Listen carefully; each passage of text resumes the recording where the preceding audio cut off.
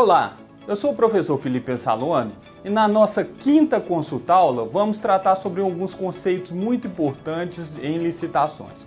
Qual é o conceito de microempreendedor individual, microempresa, empresa de pequeno porte e aquelas que são equiparadas a elas para fins de aplicação da Lei Complementar 123. A gente vai discutir com vocês como esses conceitos são tão importantes para se processar a licitação.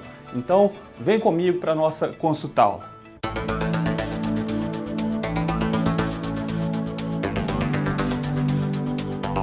Pois bem, para começar a nossa consulta-aula, a gente tem que entender da onde vem esse conceito, por que ele é importante para fins de licitação. O primeiro ponto que a gente tem que saber é que a Lei Complementar 123 de 2006, também conhecida como Estatuto das Micro e Pequenas Empresas, ela institui uma série de benefícios, um regime jurídico favorecido para as micro e pequenas empresas e, nessa lei, há de se destacar o capítulo 5º, artigos 42 a 49 dessa lei, que traz uma série de benefícios específicos para essas empresas para fins de licitação, tá? Já trabalhamos alguns desses conceitos, alguns desses benefícios em outras consulta-aulas, vamos voltar a abordar isso em algumas outras consulta-aulas um pouco mais para frente, mas o nosso tema hoje ele tem a ver com o conceito do que são microempresas, empresas de pequeno porte, aquelas equiparadas a elas, para fins de se usufruir dessas benesses, desses benefícios na hora da licitação. Pois bem, vale destacar também uma legislação extremamente importante, que é a Lei Complementar 147. Essa lei de 2014, essa lei alterou a Lei Complementar 123 no ano de 2014, tá? Lembrando que a 123 ela é de 2006 e estendeu, dilatou, aumentou o número de benefícios em favor das micro e pequenas empresas, tá? Tem alguns pontos que eram facultativos, se tornaram obrigatórios e outros temas que a gente vai abordar ainda nas nossas próximas consulta-aulas, mas chamar atenção para essa legislação. E ela também é importante porque essa lei, ela estendeu, ela ampliou o leque de atores que são beneficiados pela Lei Complementar 123, a gente vai tratar disso. E chamar atenção também para essa terceira legislação que a gente está destacando aqui no nosso slide, que é o Decreto Federal 8538 de 2015, quer dizer, uma legislação extremamente recente que regulamenta no âmbito do governo federal como esses benefícios eles vão ser aplicados em favor das micro e pequenas empresas. Só lembrando, esse decreto de 2015, ele revogou o anterior a ele, que era o 6204 de 2007. Então essas são as três principais legislações aí da nossa conversa de hoje. Avançando aqui, vamos para o primeiro conceito, o conceito do microempreendedor individual, também conhecido pela sigla MEI. Esse conceito está no artigo 18A da nossa Lei Complementar 123. O que diz a lei? O microempreendedor individual poderá optar pelo recolhimento dos impostos, contribuições abrangidos pelo Simples Nacional em valores fixos mensais, independentemente da receita bruta por ele oferida no mês na forma prevista nesse artigo. Então o caput do artigo ele é mais genérico, trata mais do imposto, mas vamos ver que o conceito exato do microempreendedor individual está lá no seu parágrafo 1º. E esse é o ponto principal que a gente vai destacar nessa nossa consulta-aula de hoje. O que diz o parágrafo 1º? Para os efeitos desta lei complementar, considera-se MEI o empresário individual. Então o MEI ele é um empresário individual nos termos do artigo 966 do Código Civil Brasileiro. Existem outras formas também de empresário individual previstas lá no Código Civil, mas aqui a gente está tratando especificamente do MEI. E o MEI ele vai ter de ter auferido receita bruta no ano calendário anterior de até R$60 mil. Então, gente, tá aí o principal ponto do nosso conceito. Aquilo que caracteriza um microempreendedor individual é o fato dele ter uma receita bruta anual até o teto de R$60 mil no ano anterior àquilo que a gente está considerando, ok? Tá? E ele também, continuando o conceito, né? Ele também necessariamente será optante pelo regime tributário do Simples Nacional e, quer dizer, o MEI ele não pode estar, por exemplo, no lucro presumido nem no lucro real. Isso é uma vedação que a legislação estabelece. E para que ele seja MEI também, ele não pode estar impedido de optar pela sistemática prevista nesse artigo, que é a sistemática do Simples Nacional. A gente vai ver que existem algumas regrinhas específicas que vedam essa opção. Então, esse é o conceito do microempreendedor individual. Lembrando, aquele que tem receita bruta anual até R$60 mil, ok? Um ponto muito importante que eu queria destacar para vocês é o objeto que algumas vezes eu vejo, sejam licitantes, sejam pregoeiros, membros de comissão de licitação patinarem. Tem muita gente que acha que o MEI, o microempreendedor individual, ele tem contrato social. Errado, engano, vai passar vergonha aí. O microempreendedor individual, ele não possui contrato social. A legislação trouxe para ele um outro documento que se equipara ao contrato social, que é o chamado Certificado da Condição de Microempreendedor Individual, que eu estou mostrando aqui para vocês. Aqui nós omitimos os dados específicos de identificação desse microempreendedor aqui. Isso aqui é um modelo de um CCMEI, que é como a gente trabalha, é a sigla do Certificado da Condição de Microempreendedor Individual. E esse CCMEI, ele pode ser consultado naquele site que está indicado ali, www.portaldoempreendedor.gov.br. A autenticidade, a veracidade desse CCMEI a gente puxa por aí. Então, se chegar na hora de uma licitação e o licitante, MEI, disser que ele não possui contrato social, é verdade. E ele só possui a versão eletrônica do documento constitutivo, que é o CCMEI, e o pregoeiro, a comissão de licitação, tem de estar atenta a isso, prever isso no seu edital. Adiantando aqui, indo para o nosso segundo conceito, o conceito de ME, o conceito de microempresa. Esse já está, senhores, no artigo 3º, inciso 1 da mesma Lei Complementar 123. O que diz o caput, a cabeça do artigo 3º. Para os efeitos desta lei complementar, consideram-se microempresas ou empresas de pequeno porte aquelas: a sociedade empresária, a sociedade simples, a empresa individual de responsabilidade limitada, também conhecida como EIRELI, e o empresário, no caso, o individual, aquele a que se refere ao artigo 966 do Código Civil. Devidamente registrados, outro ponto muito importante. Então, somente poderá usufruir dos benefícios da Lei Complementar 123 as empresas, sejam sociedades, sejam empresários individuais, que estejam devidamente registrados, e aqui destacando aqui, no registro de empresas mercantis, que são as juntas comerciais, ou então no registro civil de pessoas jurídicas, que são as sociedades simples, como é o caso, por exemplo, das sociedades de profissionais autônomos, como escritórios de advocacia, por exemplo, como escritórios de engenharia, por exemplo, clínicas de fisioterapia, clínicas de dentistas, por exemplo. Os escritórios de advocacia, eles são registrados na OAB do respectivo ente público, tá? Então esse é a cabeça, esse é o caput aí do artigo 3º, que fala de forma geral. Agora o inciso 1º, que conceitua especificamente a microempresa. O que diz? No caso da microempresa, ela será aquela que aufira em cada ano calendário receita bruta igual ou inferior a R$360 mil, ok? Então a ME, a microempresa, a receita bruta dela no ano anterior a que a licitação vai ocorrer, a gente sempre vai trabalhar com o conceito de receita bruta do ano anterior, ela não poderá ultrapassar a R$360 mil.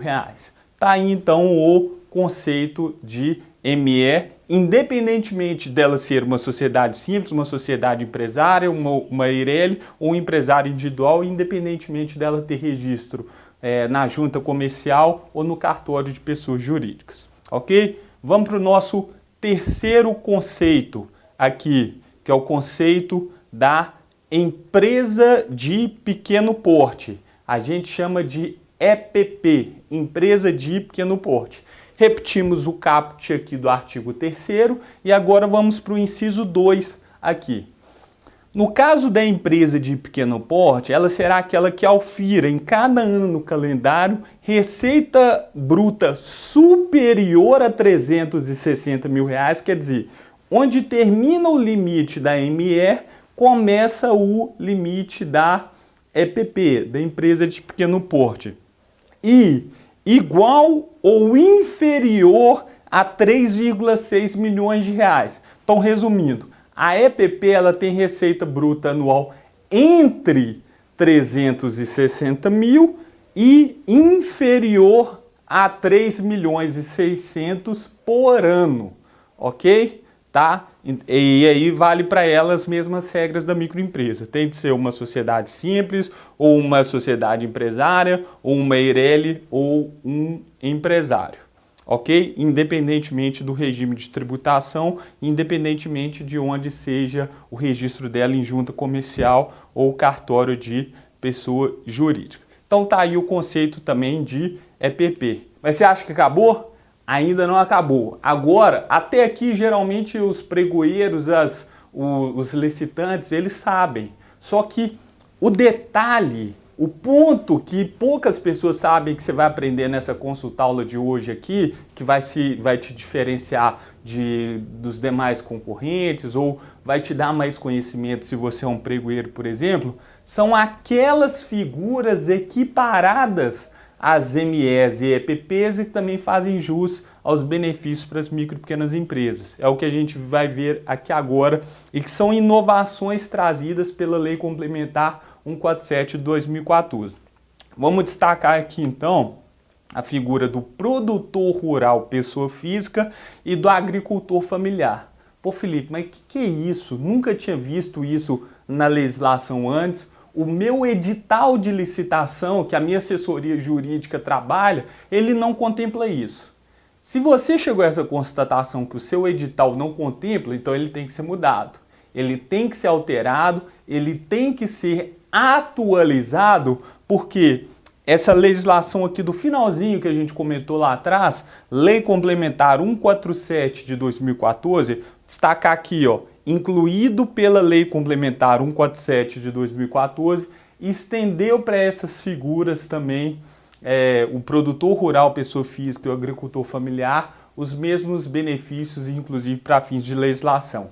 Onde está dito isso, Felipe? Como é que eu converso com meu assessor jurídico, meu procurador, para falar isso para ele? Apresente para ele o artigo 3º-A da Lei Complementar 123, que diz o seguinte: aplica-se ao produtor rural, pessoa física, e também ao agricultor familiar, mas qual agricultor familiar? Aquele conceituado na Lei 11.323, com situação regular na Previdência Social e no município. Então, existe a necessidade dele estar regular perante a Previdência e o próprio município e que tenha oferido receita bruta anual até o limite de que trata o inciso 2º do caput do artigo 3º. Então vejam, senhores, o produtor rural, pessoa física, e o agricultor familiar que esteja com situação regular e que tenha receita bruta anual até o limite de 3,6 milhões de reais, que é o mesmo limite da EPP, da empresa de pequeno porte, é isso que está dito no inciso 2º do artigo 3º, que a gente já viu, ele fará jus aos mesmos benefícios que a ME e que a EPP, Inclusive, aí, voltando aqui, os benefícios que estão no capítulo 5º, que é o capítulo de licitações dessa lei complementar 123, ok? Então aí ficou claro que essas duas figuras também, produtor rural, pessoa física e agricultor familiar, eles também têm uma série de benefícios para fins de licitação. Felipe, onde que eu vou precisar disso? Por exemplo, nas chamadas públicas da agricultura familiar, que os municípios são obrigados a fazer, governo do estado, que os governos estaduais são obrigados a fazer. Isso aqui vale também muito para aquelas licitações da Conab, para quem fornece para a Conab, para quem trabalha aí nesse tipo de segmento de alimentos, esse conceito passa a ser bem interessante. Nas licitações da Emater também nos estados, isso aí, esse conceito ele é bem interessante, ele pode ser uma carta na manga aí para te diferenciar para participar nessas licitações. Mas acabou, Felipe? Não, ainda não acabou. Temos mais um ator que recebe esse mesmo benefício e que muitas vezes as pessoas não têm conhecimento, que é quem? As cooperativas que tenham receita bruta anual até 3,6 milhões de reais. O que é isso, Felipe? Então, você está me falando que o MEI tem benefício, a ME tem benefício, a EPP tem benefício, o agricultor familiar tem, pessoa física tem benefício, o produtor rural tem benefício, 5 atores diferentes têm o benefício? Sim. Você achava que era só 2, né? A microempresa e a empresa de pequeno porte. Por isso você tem que assistir a nossa consulta-aula aqui, para ver como o conceito, com o passar do tempo, ele está sendo ampliado e para não correr o risco do seu edital ser impugnado por não contemplar todos os atores, ou se você é um empresário, se você é um agricultor, se você é uma cooperativa, ter conhecimento que esse direito também se estende a você. Vamos entender a questão das cooperativas. A Lei 11.488 de 2007, no seu artigo 34, ela estendeu em favor das cooperativas, ok?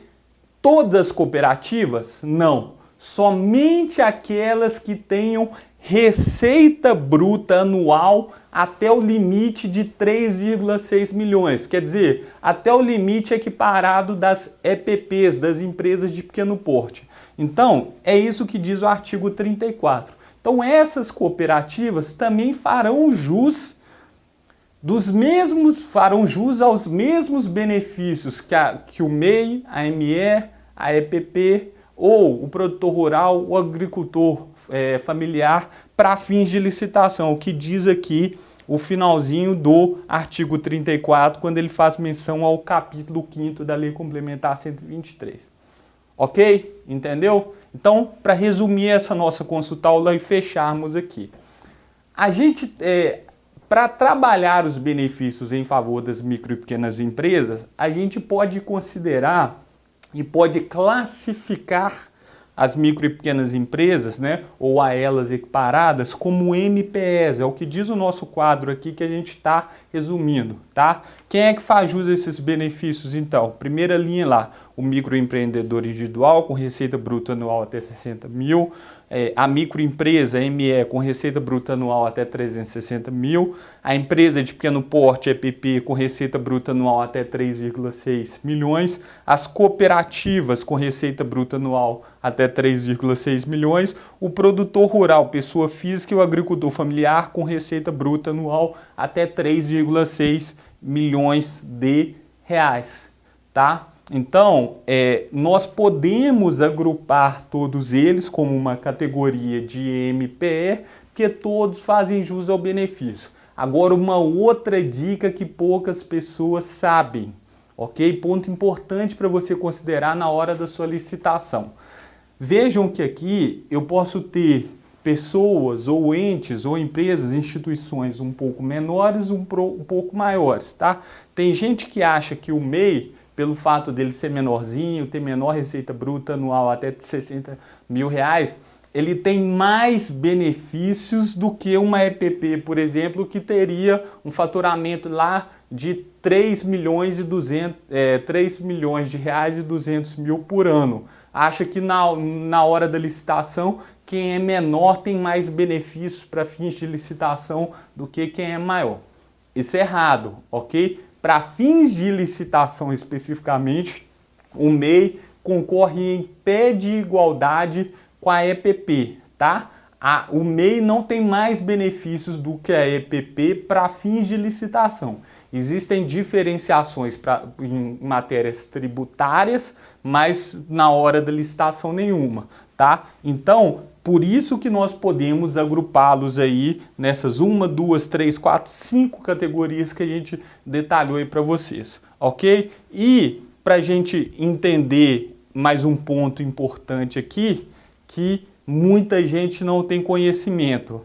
Esses então fazem jus, mas também a gente tem que considerar aqueles que não fazem jus a esse benefício. Em quais situações, apesar de a microempresa, empresa de pequeno porte, a MPE, estar dentro da receita bruta anual que a gente trabalhou aqui, quando ela não poderá gozar desses benefícios? Onde está explicado isso? Um ponto de muita atenção. Artigo 3º, parágrafo 4º da Lei Complementar 123. Vamos aí, o que diz o parágrafo 4º? Não poderá se beneficiar do tratamento jurídico diferenciado previsto nessa lei, incluído o regime de que trata o artigo dessa lei complementar, vírgula, para nenhum efeito legal. Esse é o ponto que a gente tem que destacar. Para nenhum efeito legal, qualquer empresa que se encaixe em um dos 11 incisos, 1, 2, 3 até 11, do parágrafo 4º do artigo 3º da Lei Complementar 123, não poderá usufruir dos benefícios dessa lei, inclusive os benefícios para fins de licitação. Então veja a seguinte situação, eu sou uma EPP, eu tenho receita bruta de 3 milhões de reais no ano anterior, mas a minha empresa se encaixa em uma das situações de vedação desse parágrafo 4º. Então, eu posso participar de licitações com os benefícios previstos no capítulo 5º? Não. Então, apesar de você ter a receita, você não vai usufruir desse benefício por conta de uma vedação estabelecida no parágrafo 4º, ok? Fiquem atentos em relação a isso, pregoeiros, comissões de licitações e principalmente licitantes, para evitar que falsas empresas ou empresas de pequeno porte que não fazem jus aos benefícios disputem com vocês. Então são 11 incisos aí que tem vedações. Não vamos ler todos, mas só para exemplificar. Aquelas empresas de cujo capital participe outra pessoa jurídica.